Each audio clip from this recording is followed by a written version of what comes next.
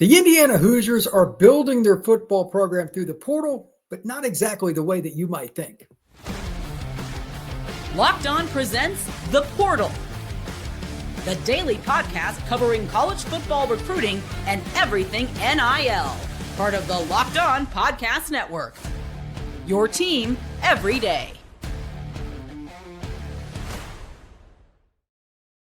Welcome back into the Portal Podcast, where you get your daily transfer portal, NIL, and recruiting scoop. I am your host, Brian Smith, longtime college football writer and recruiting analyst. Thank you for making the Portal Podcast your first listen each and every day. Today's show is brought to you by our friends over at FanDuel. Right now, new customers can get $250 in bonus bets when your first $5 bet wins.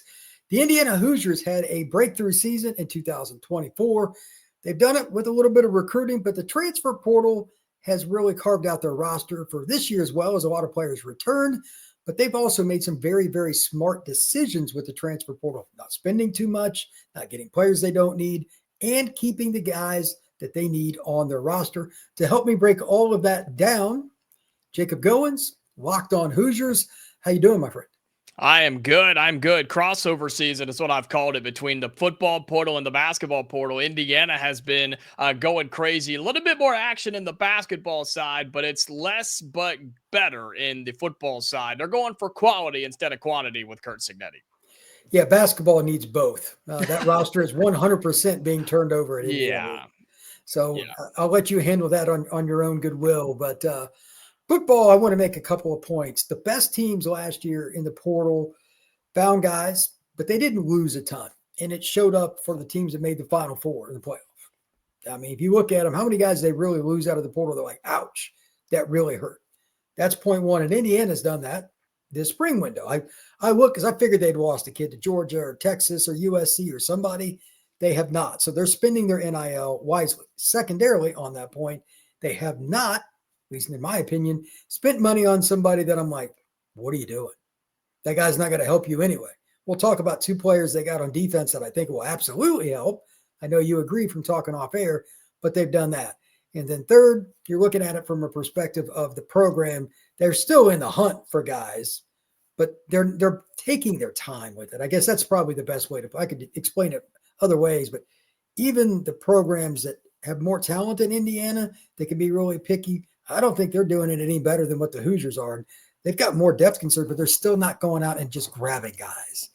So overall, the roster management has been good. What is your take so far on the portal for Indiana? Well, that's the thing is everybody feels like when these portal windows open, whether it's at the end of December or here in the middle of April, that every team is just going to jump in both feet first and then tie your body in and just get as many guys as you can. Indiana was very active in the December window, getting several starters on both sides of the football. You got a quarterback, you bring 3 offensive linemen, including Pat Coogan from Notre Dame. That's where Indiana made a lot of their hay. Here in the spring, though, you don't want to have to go get a bunch of guys in the portal. And you know that. I'm sure you talk about it every day on this podcast where you don't want to be in the situation of the spring. It's like, man, we need a starting running back. We need a safety. We need defensive linemen. And we could use a backup quarterback if we need it. No, Indiana's not there. Indiana has the luxury, is what I've called it, Brian, of you can go and get some depth pieces. I think you needed a couple of starters at a linebacker spot. You thought you had a slot receiver from Michigan. He ends up getting injured, so he will no longer be playing for Indiana this year. And so you had a couple of places you could use a starter, but overall, you're just looking for depth. And that's what I've told a lot of Indiana fans is, look, don't be concerned if Indiana's not overly active in the portal. You have a whopping 2 guys that have committed so far in the transfer portal, both that I think will help, but you didn't have to just go and get 15, 20 guys and hope that they work out. And that is a luxury for Curt Cignetti right now in Bloomington. Here are a few of the guys that have left. Josh Philistine, a cornerback, did play. Austin Barrett barely played, offensive lineman. He's going to Iowa State. Sam West, tight end, going to Mississippi State, didn't play much. Jamari Farmer, a linebacker, I don't know where he's going. You know, none of these guys were players at Indiana. Now, I'm not saying they can't be somewhere else, but again, the number one thing is retention. Did you lose anybody? Like the 2 receivers, if they would have lost Cooper and he'd have transferred to Tennessee or something, that would have hurt. Yeah. That would have hurt. They didn't. Secondarily, the guys they got, I'll go over them just in one moment. they got guys that are going to actually play and play right away. Here's the first one. You and I think he'll either start or he'll be used in a lot of different ways. Kellen Wyatt, Maryland, if I remember correctly. He started 11 games last year. Defensive grade from Pro Football Focus, 72.2. Run defense, 74.5. Tackling, 68.2. He even had a pretty good grade on pass rush for 66.2.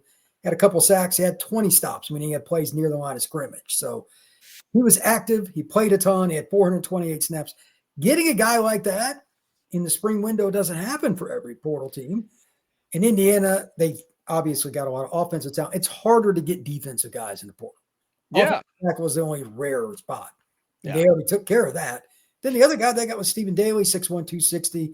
This is a kid out of Kent State. That's not a program I normally, when I saw Kent State, I'm like, I don't know about this. Started 12 games, 545 snaps. Defensive grade was 81. That's elite.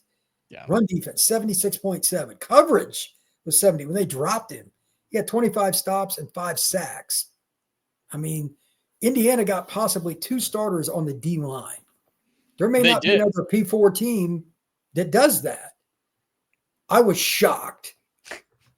I know you're not used to it, Brian. I know you're not used to seeing big time transfer guys come into Indiana, but that's what I was talking about is the fact that the Hoosiers, you felt okay on the defensive side. I mean, all you did was bring back 2 All-Americans and D'Angelo Pons at the cornerback spot and Aiden Fisher at the linebacker spot. So you felt pretty good there. Neither one of them left. Neither one of them wanted to go pro. They came back for another year. Then you start talking about these guys from the portal. Stephen Daly from Kent State, someone who has 1 year of eligibility. Believe that Wyatt has 1 year of eligibility remaining as well. So it doesn't really hurt you to bring these guys in, see what they can do. If they contribute, great. If they don't, you just kind of move on. This isn't basketball where one individual transfer holds so much weight and they have to work out. These guys come in and will get significant snaps. I think Daly will be more of a rotational guy. Wyatt, on the other hand, we were talking before we started recording, he played linebacker at Maryland. He was a big linebacker, but that's what he did over there. Indiana said, nah, man, you're 6'2", 260. We want you to be a defensive end. We want you to either come off the edge, put your hand in the ground, and get after the football. And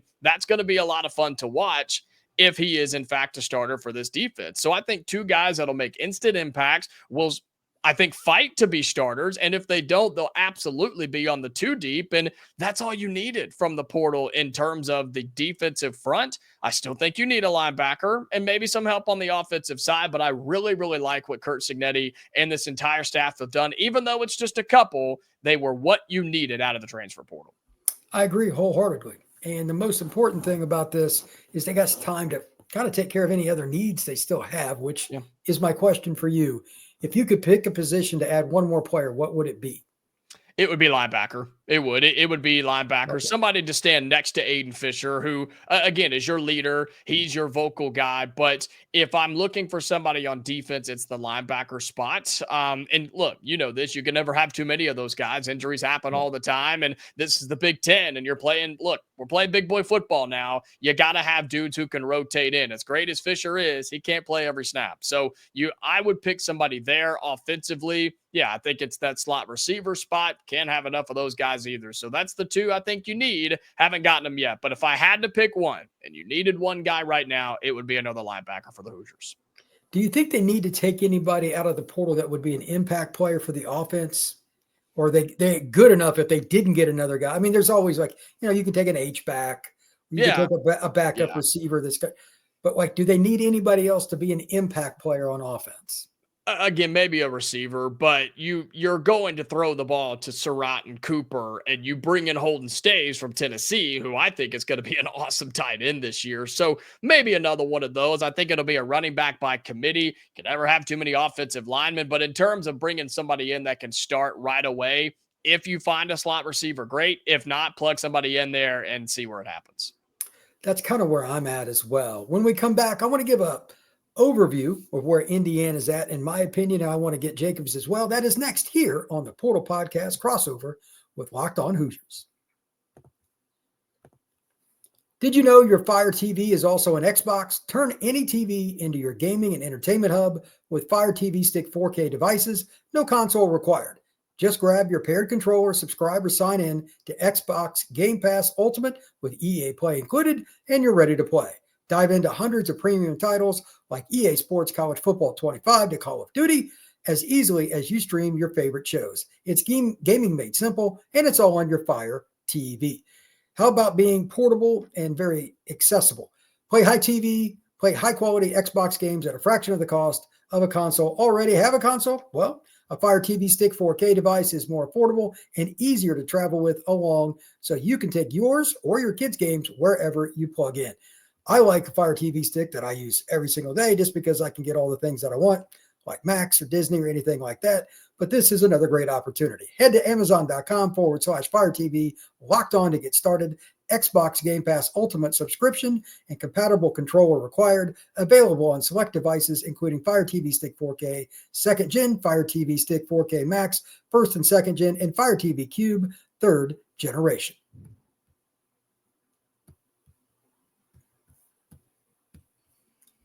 The Indiana football program has a lot of guys back. They retained the roster. We talked about that in general. Do you think they are still, even though they lost their quarterback? I mean, Rourke was a very important part of that. I saw Mendoza play last year when he was at Auburn and carved them up like a turkey. But I'm not sure where they are because quarterback's so important. So I want your take on that. And I also want your take on the following. This might be a surprising question to some, but chemistry with O-line is really important. Yeah. You said they brought in 3 linemen. One of them's Coogan, came in from Notre Dame, good player. Even though they brought in that talent, will they have the same cohesion? Because their run game was pretty nasty last year. They passed pretty well and Rourke had pretty good protection, but I think the run game was what made them because their play action murdered teams. Is the O-line where they wanted to be? Do you think they're good there? Yeah, I'll start with the offensive line and then I'll go to the quarterback spot. I think the offensive line is going to be talented. There's no doubt about it. With Coogan anchoring down the middle, you bring a kid in from Colorado, you're talking big-time Power 5 football. I mean, it's going to be good. It just takes a little bit of time. And good news is Indiana sounds like they had a productive spring, according to Curt Cignetti and the little bit we were able to see. Sounds like they had a productive spring. Summer, you're not going to get a whole lot of action there. And then the fall, this team has all three of their cupcake games, Brian, are back-to-back-to-back. So as much as I hate that, as much as I don't like that style of a schedule, that does give you 3 weeks and nearly a month to figure it out, work out the kinks. I know it's not against top-tier talent, but you can at least get those things worked out before you get into Big Ten play. And so I think it has to be better because the run game was great. Rourke had plenty of time to throw a year ago, but he did have to scramble a little bit, and he injured himself and was out a game and a half, and I think that hurt Indiana. And so all you got to do is elevate to be able to hang with the big boys of the Big Ten, which are Ohio State, Penn State, Michigan, teams like that, because everybody else was handled just fine. Indiana didn't struggle with the Marylands of the world and the Northwesterns of the Big Ten. That wasn't the issue. It was when Ohio State came in and just got after it because they've got NFL guys on the defensive line. So I think that's going to be better. I think the cohesion will work itself out. And I think you're working with a quarterback of Fernando Mendoza who is legit. And he was good at Cal. Let's think about that for a second. He was good at Cal, who is pretty terrible. They're pretty bad. Their offensive line was so bad, Jacob. It was so bad. And yet he still was a good quarterback and went on the road to an SEC school and got it done in a tough environment at Auburn. So you bring him into the Big Ten with a better offensive line, with a stacked deck around him and fancy receivers, a running back room by committee, a nice tight end and Holden Stays as well. It's impossible for this offense not to be good this year. And everybody wants him to be the next Curtis Rourke because he was just found playing some action at OU and Ohio, and he became great because he was really good and Curt Cignetti found him. But I've been telling people, Mendoza doesn't have to be that. Curtis Rourke, if he doesn't get hurt, Brian, he's sitting in New York for a Heisman ceremony. Indiana doesn't need that from Fernando Mendoza. Just be good. Just be good. Don't turn the ball over. Get it to your playmakers and move the sticks. If you do that, you're going to be just fine. And I think everything is going to come together for this Indiana offense once more. Will they put up 50 points a game like they did last year? I have no idea. But I think they're going to be really, really good. And it all starts up front with the guys on the offensive line. I agree with that assessment. My biggest question for Indiana on the defensive side, last year they brought in a couple of guys from the portal, one of which was a defensive lineman that could play in the middle. There was a thumper. Finding D tackles that are under the radar in the portal is probably the biggest steal of last year. Indiana got it. I don't know if they have that guy. Tyreek Tucker, maybe somebody else. I don't know who it's going to be, but rotating guys, especially games 8, 9, 10, 11, 12, and then in the playoffs, if you don't have depth at D-line, you're going to get murdered. Do they have anybody that you think's coming up, Dominic Ratcliffe or anybody else, or are they going to have to get another piece to add to the defensive line? I mean, I don't think it can hurt, right, to go get somebody or a couple of more somebodies. And you've done that already with, again, the guys we talked about with Wyatt and Daly. But I think Hosea Wheeler is somebody you need to keep an eye on. He's a redshirt senior. He's just a massive human being. I think you're going to see him get a ton of work there. And I'm excited about some of the younger freshmen and sophomores that have been getting good minutes, according to Curt Cignetti, or I guess good reps and good snaps and things. And so it may be by committee. And that's why you've gone to the portal. You don't have to rely on the same 3 or 4 guys each and every game like you feel like you did a year ago, who were really good. And they were just getting after it. But now you feel like you have this crazy thing called depth and you can rotate some guys. And so I think there's a possibility to see maybe a surprise or two. Do I know who that is? No, not really, because it'll be a surprise. But I think Indiana is deeper than they've ever been at the D-line spot and the O-line spot for what it's worth, and excited for what that rotation looks like. If it is Wheeler, if it is somebody like that, I just think you're going to be really impressed. Is it going to be the best unit in the Big Ten? No, probably not, but it'll get the job done. And then when you start working your way back to the linebacker spot and then to that secondary, nobody's throwing on Indiana this year, Brian. I'm just going to let you know. Those guys are legit back there, and the defense is going to hold their own, I promise. Well, if Indiana's secondary can do that and they can at least be similar to what they were last year up front, they can have a national top 25 defense and make a run at a bowl game at minimum that's worth something, if not another chance at the playoff. I know the schedule last year was a little bit easier than what some people wanted to see, and they blamed Indiana for that. Like, they got the schedule and they played it. This year it'll be harder, but now they've got that experience. They got some expectations. It's kind of cool. You get to go out and be kind of a showcase team this year. I'm curious to see how some of the players handle that. It may work great. It may not. Like Pons, teams are going to throw away from him. You know what I mean? Like, that's unfortunately. But if he could just play the whole field, it'd be awesome. And I mean, I saw something, he was ranked like a top 5 corner or something like that in college football going into 25. And I mean, his draft stock is going to be insane. He's an All-American. I mean, you can't make it up that there are 2 returning All-Americans on Indiana's defense. That's never happened. I mean, it's just incredible to see. And you were talking the schedule too, and I mentioned how your first 3 games are just worthless in my opinion. And then, you've got Oregon on that schedule this year. You do have Penn State on that schedule this year. You've got Wisconsin coming in to Bloomington. I mean, watch out. We have to go to West Lafayette and play Purdue. We're super worried about that. And you get Michigan State at home. It'll be a fun schedule, but one that I still don't think is all that difficult for Indiana. Indiana's schedule, it's a difficult deal because Oregon's another animal. Like they've got some guys, but is it over the top? Not really. I'm sitting here looking at it right now. The Oregon game, like, I'm going to pick Oregon in that. I'm just going to go ahead and tell you. But other than that, like, if you look at the scope, like, they get Illinois at home. Iowa's, that's not friendly. The back-to-back, by the way, with Iowa and Oregon does have a gap between it. You get a game against Iowa on the road, but then you get a week off. Then you go to Eugene. That sucks as far as back-to-back. But you don't play another tough team until you play at Penn State. That's not until November 8th. You get Wisconsin at home. They're not that great. They could be 8-4 or better again this year, and I think they will be. Like, 8-4 should be the bottom. Yeah. So, because the schedule, Penn State, Oregon, and Iowa on the road is not friendly. Okay. No, but I think you can get Iowa on the road, and even if you lose both to Oregon and Penn State on the road and you win all your other games, you're still a dark horse for another playoff run. I mean, you are flirting with the college football playoff again. Win your home games, take a couple on the road, and I think you'll be just fine. I think the expectations are high for Indiana because of another manageable schedule, but because of what we've talked about this whole time, it's the roster. The roster is really, really talented, and Curt Cignetti is a pretty good coach. I think people figured that out last year. He's not going anywhere, so I'm excited to see what the season has in store. Yeah, I agree with that. When we come back, we're going to talk a little Indiana football recruiting and wrap up with some Big Ten thoughts. That is next here on the Portal Crossover with Locked On Hoosiers. The NBA playoffs are almost here, and FanDuel is giving new customers an incredible way to get in on the action. Right now, when you join FanDuel and place your first $5 bet, you'll get $250 in bonus bets if your bet wins. For me, I'm a basketball guy, and I happen to like three-pointers. Over-unders on that, how many is a guy going to make? How many points is he going to score? Those are some pretty easy ones, but you can do it in anything. You can do it in soccer, you can do it in baseball, or anything else. And if you miss tip-off, you don't get your bet in, you can also live bet. Don't miss out. Head over to FanDuel.com and claim your $250 in bonus bets today.